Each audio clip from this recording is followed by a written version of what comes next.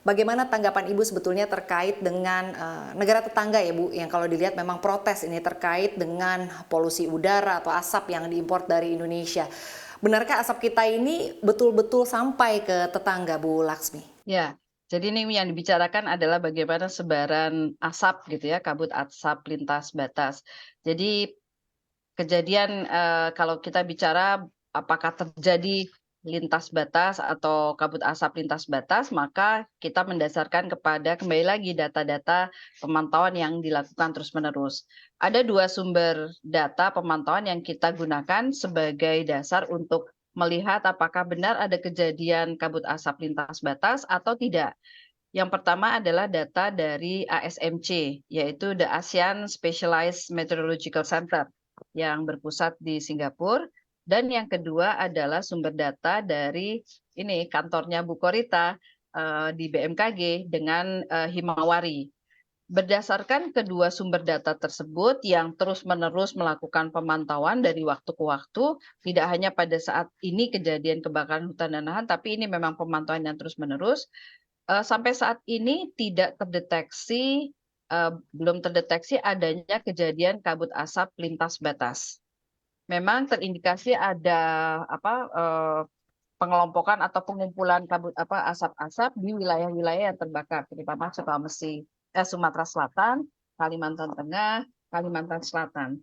Tapi berdasarkan kedua data yang tadi kami sebutkan, belum terdeteksi adanya kejadian kabut lintas batas, baik itu ke wilayah Malaysia atau ke wilayah Singapura.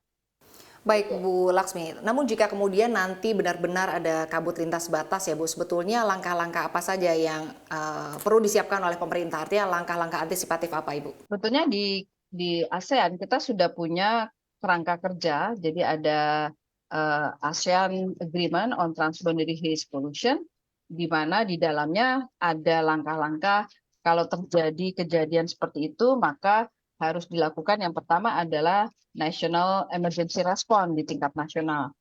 Yang kita lakukan saat ini sebetulnya itu bagian untuk pencegahan terjadinya kejadian asap lintas batas, pemadaman, pengurangan kejadian-kejadian kebakaran hutan dan lain sebagainya.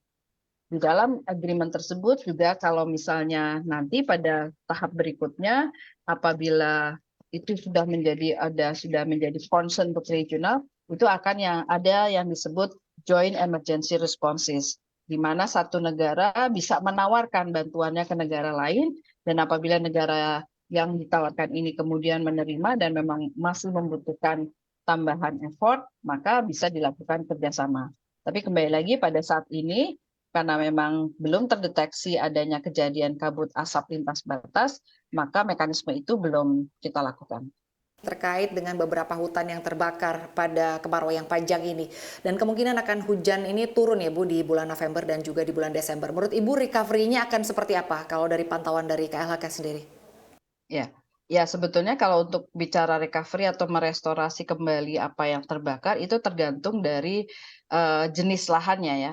Kalau yang terbakar itu adalah lahan gambut ya kita untuk membuat gambut sendiri itu kan butuh waktu yang lama. Tapi yang pasti kita merecovery terutama untuk menjaga agar tinggi muka air gambut itu tetap berada pada kisaran yang aman. Jadi kita mengisi ulang atau membasahi kembali lahan-lahan gambut.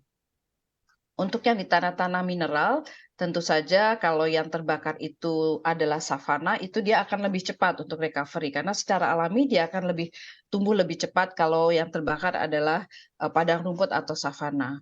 Khusus untuk yang memang hutan atau kayu-kayu keras, tentu saja yang harus dilakukan adalah penanaman kembali.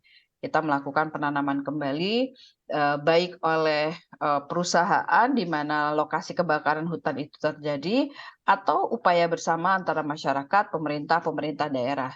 KLHK dalam hal ini terus-menerus setiap saat menyediakan bibit kayu, bibit tanaman yang memang bisa diperuntukkan untuk penanaman kembali. Dan itu memang program terus-menerus yang dilakukan oleh KLHK melalui pusat-pusat persemaian atau kebun-kebun bibit rakyat untuk menyediakan atau memastikan bahwa upaya penanaman kembali itu bisa segera dilakukan. Tentu Baik, saja dengan catatan di lokasi tersebut sudah tidak ada isu legal ya. Jadi kalau dia masih disegel atau dia masih dalam proses penyelidikan, ya kita belum bisa lakukan segera atau secara cepat upaya-upaya penanaman kembali.